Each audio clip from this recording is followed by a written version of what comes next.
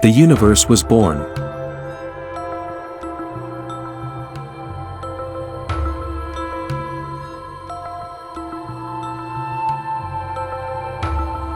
The universe hasn't existed forever. It had a beginning.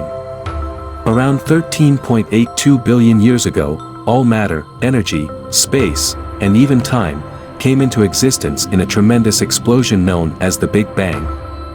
The explosion started expanding, and as the debris cooled down, galaxies began to form, massive collections of stars, including our Milky Way, estimated to be 1 among 2 trillion. This, in essence, is the Big Bang theory. However you perceive it, the concept that the universe emerged from nothingness, a day without a yesterday, seems quite extraordinary. Yet, that's what the evidence indicates. An immediate question arises: what occurred before the Big Bang?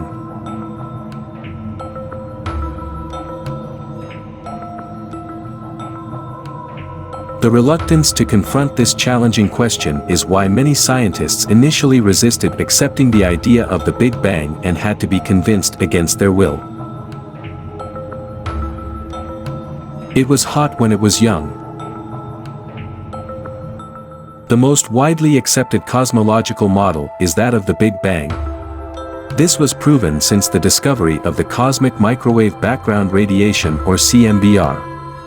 Although, strictly speaking, no one knows exactly what banged, we know from extrapolation that the universe was infinitely hot at birth, cooling down as it expanded. In fact, within just minutes of expansion, scientists estimate its temperature to have reached approximately 1 billion Kelvin. Going back further to 1 second, the temperature is believed to have been around 10 billion Kelvin. To put things into perspective, the current average temperature of the universe is measured to be only 2.725 Kelvin.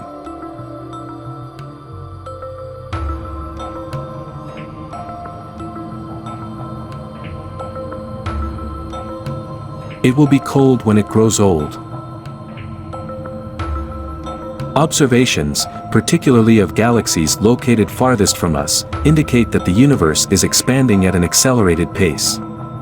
Coupled with data suggesting that the universe is cooling, this leads us to speculate that the most likely fate of our universe is a big freeze.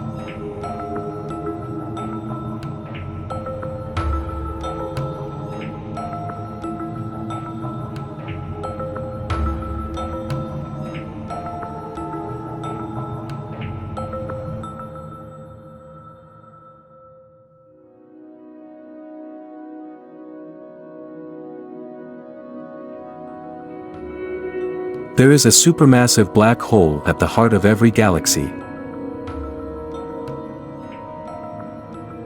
Active galaxies emit light that is 100 times brighter than a normal galaxy. The discovery of quasars in 1963 revealed that this light does not come from stars, but from a small central region in the galaxy, even smaller than our own solar system. The incredible amount of energy required for this luminosity can only be explained by matter heating up as it falls into a giant black hole, which can be up to 50 billion times the mass of the Sun. In the 1990s, NASA's Hubble Space Telescope found that supermassive black holes are not unusual, but rather, they are present in almost every galaxy, including our Milky Way. However, most of them have become inactive due to a lack of available matter to consume. The presence of supermassive black holes at the centers of galaxies raises intriguing questions. Did these black holes act as seeds around which galaxies formed? Or did newly formed galaxies give rise to these black holes? These questions remain some of the biggest mysteries in astrophysics.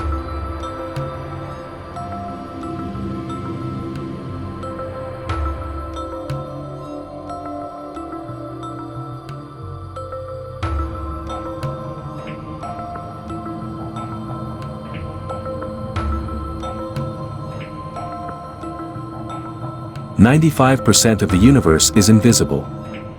There is a discovery so amazing that it has yet to trickle into the consciousness of most working scientists. Everything science has been studying these past 350 years is but a minor contaminant of the universe. Only about 4.9% of the mass energy of the universe is atoms, the kind of stuff you, me, the stars and galaxies are made of, and, of that, only half has been spotted with telescopes. About 26.8% of cosmic mass energy is invisible dark matter, revealed because it tugs with its gravity on the visible stuff.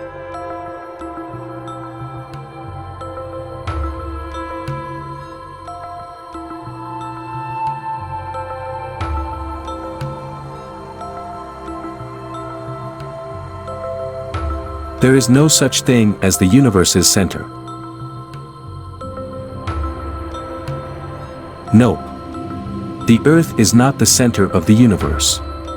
It's not even the center of the galaxy. And no, again, our galaxy is not the entire universe, neither is it the center.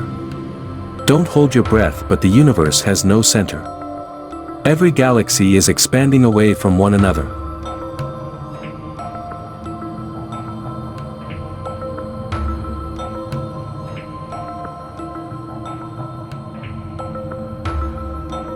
We appear to be alone.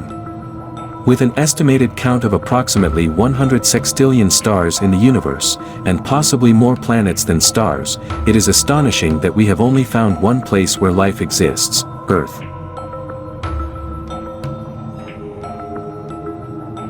Despite extensive efforts to search for signs of intelligent extraterrestrial life, no conclusive evidence has been discovered.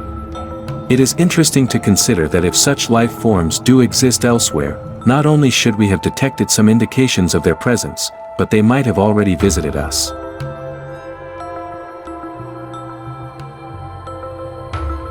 The physicist Enrico Fermi famously posed the question, where are they?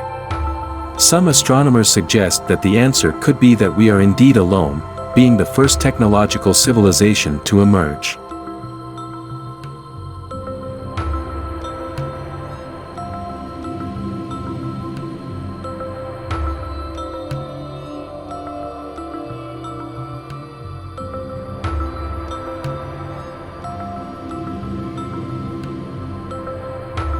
However, it's important to remember that the absence of evidence is not evidence of absence.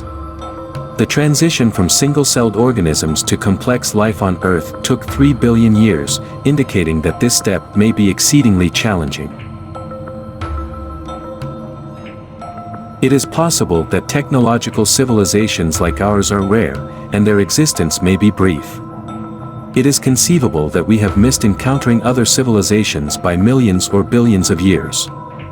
Alternatively, the nearest civilization may simply be too distant for us to detect with our current capabilities.